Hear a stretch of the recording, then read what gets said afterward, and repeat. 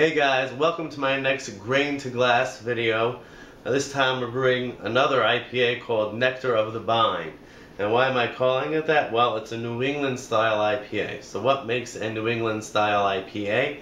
Well, you may have heard of the famous beer Heady Topper or the famed breweries Trillium, Farmstead, Treehouse, who are now making a name for themselves with their IPAs.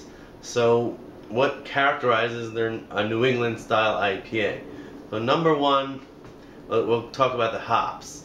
Okay, so in the back end there's very little bitterness. It might add a little beginning of the boil charge, maybe some first wort hops, and all the rest of the hops come in the last between say 10 minutes and all the way in to a big hop stand whirlpool in terms of the boil. And then they usually use a two-stage dry hop. So for example, Trillium will add half the dry hop during active fermentation and then the other half in the conditioning tank before they bottle it or serve it. So that's probably what I'm gonna do. So in the end, what you get is a very balanced, not balanced bitterness, not much lingering on the palate, and then that allows you to enjoy the juicy, full-on onslaught of really ripe, juicy fruit aroma, juicy fruits in the taste. You get your mangoes, your peach, your apricot, your pineapple, your grapefruit, all that, and it's so juicy that you're almost as if, like I like to describe it, it's as if you're either drinking the juice of those fruits or you're eating them when they're really ripe. So that's what I'm going for with this beer. And in terms of the mouthfeel and the malts, they add wheat and oats. And those have a lot of dextrins and proteins which add mouthfeel.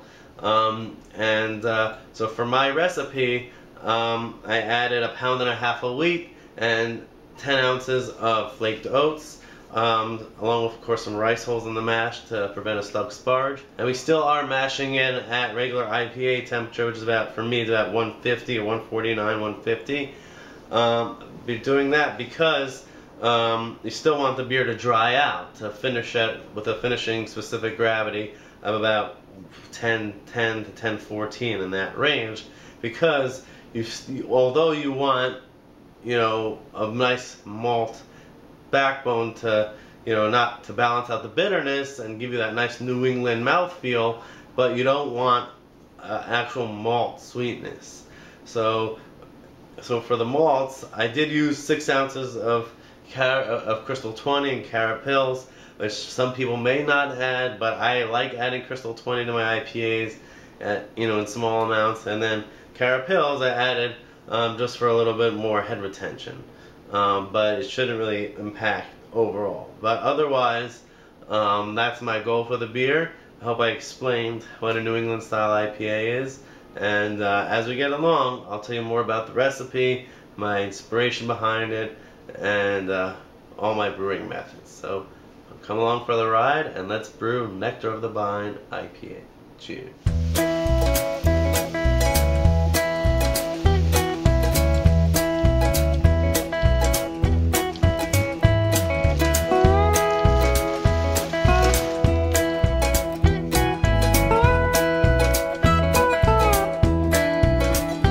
Every once in a while, when the time is right, no cloud in the sky and the fruit is ripe, birds sing out from their trees way up high, such a sweet melody.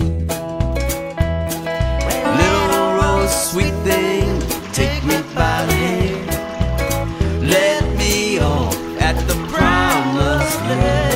And I ain't looking back, and I ain't coming down from that mountain way up high. Hey guys, we're here coming up to a boil. I have my refractometer. That means it's time for an update on how brew day is going.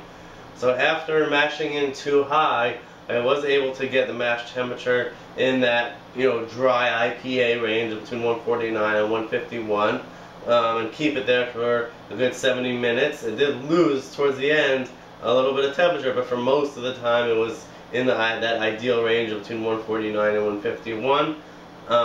And then I ran off as usual, did my mash out, and then fly sparged. But I still haven't used the SS sparge arm for this mash tun. I want to do some testing with my tubing and different things to get it right before I show you it in a video. But I still used my sparge, my sparge Vorloff, turkey fryer pan as I usually do. In terms of efficiency, as here on my refractometer, after I thought that maybe I'd collect, a little less runnings this time to see, to get a better boil off rate, because I've been collecting over my target 5.5 gallons on pretty much every batch. But at 6.75 gallons, it was at like 1060, which was 6 points over my target of 154. So I added the rest of the running slowly but surely and got it to about 1053, 1054. And my plan is that I might, instead of putting it at my stove burner on 6 out of 6, I'll put it on high the whole time, and hopefully that'll give me a better boil off rate. And once I get to the hop additions, I'll come back to you with an update. Cheers. So, won't you fill my cup with some more of that sweet stuff? I've got sugar on my mind.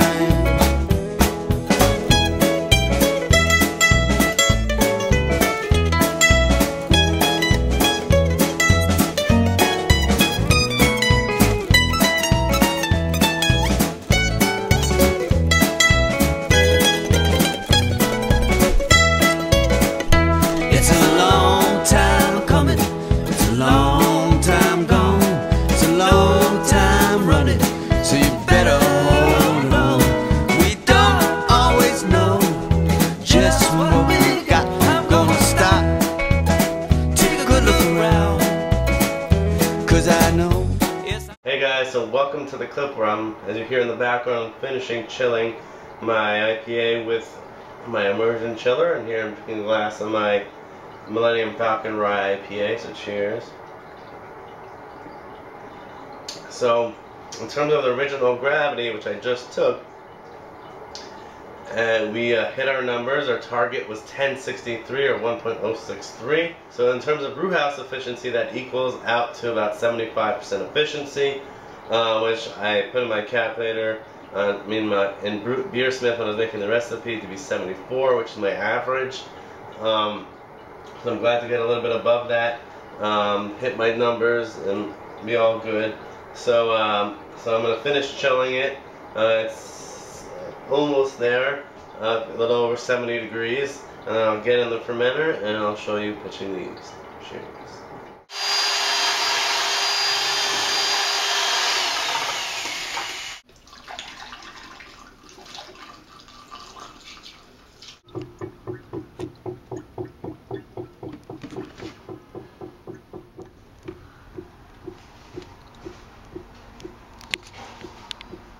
And I know, yes I know, that I lost my heart and soul. Won't you fill my cup with some more of that sweet stuff? I've got sugar on my mind.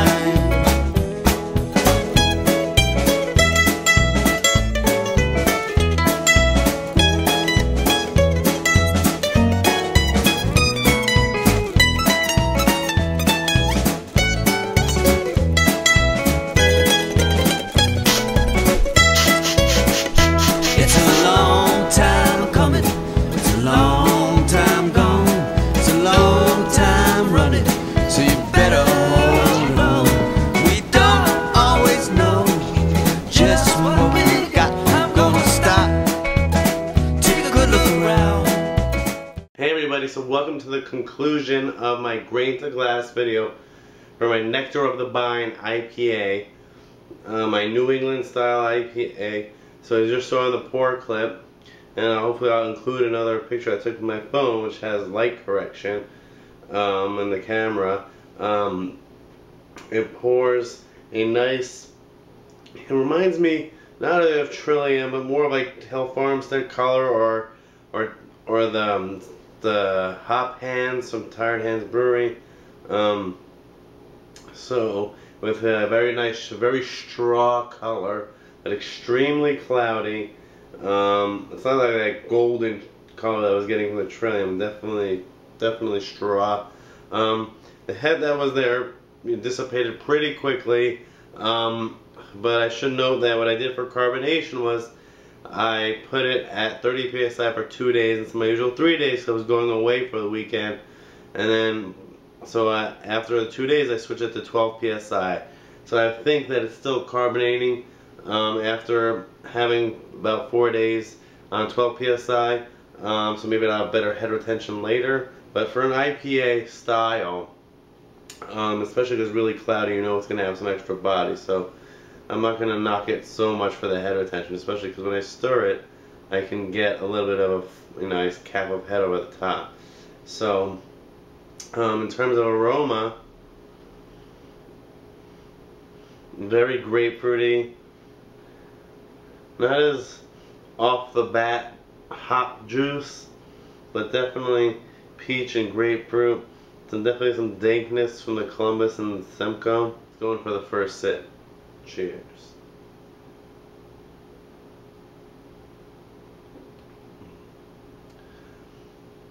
So right off the bat, you get hit with some bitterness, and definitely a nice, slightly creamy mouthfeel. Definitely a nice amount of grapefruit. Really no malt to speak of. It's right, and has a nice dry finish because I should note that it did finish at about 1.009 or 10.10 around there. That's about 7% ABV. Oh yeah.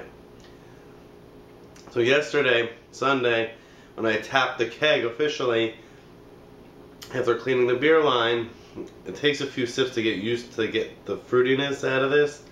So for me, when I tried Trillium's 4-point Pale Ale,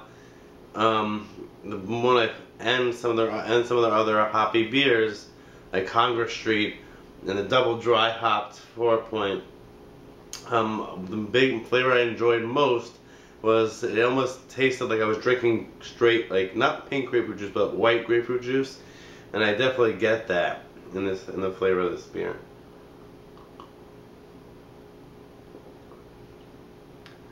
Yeah, it's a nice white grapefruit juice, and then you get almost like a floral, almost like grapefruit peel flavor, and then a little bit of dankness, and then just dries out with a little crackery malt. And I'm serving it at 12 psi, like I said. So there is some creaminess to the body. I feel like maybe since it's fermented down like past 10.10, you're gonna lose a little body from that, but it does have a nice smooth body. Leaves a little bit of bitterness on the palate, but nothing like overbearing. There's no hop astringency like I had back in January when I brewed a double IPA and tweaked the water, where I had too much of the salts or minerals. It's a really well balanced IPA with just the right amount of grapefruit or peel or rind and grapefruit juice flavor. I wouldn't say it's as overtly juicy as the Trillium beers I keep hemming and hawing about because I really love them. I really would love to try some more Treehouse. I've only tried maybe 1 or 2 of their beers, and because a lot of people have been talking to them that they're like the best of the New England style IPAs. But overall, to get that nice, fresh grapefruit taste, like different types of grapefruit, you know, with a nice smooth beer, nice and cloudy like it's supposed to be, and not too bitter, but just bitter enough for me, is a win.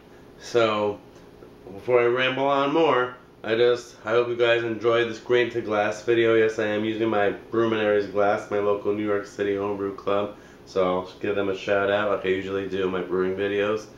And yeah, so in the blog post for this video, which I'll link in the YouTube video, if you're watching this on YouTube, I'll put a little bit more about my inspiration behind the recipe. Of course, the full screenshot of the Beersmith recipe and any other information on the techniques I use that I feel is important for you guys who have never brewed a New England style IPA before. So cheers, happy home brewing, and go buy yourself some hops, because this is a great IPA and a great type of IPA to brew.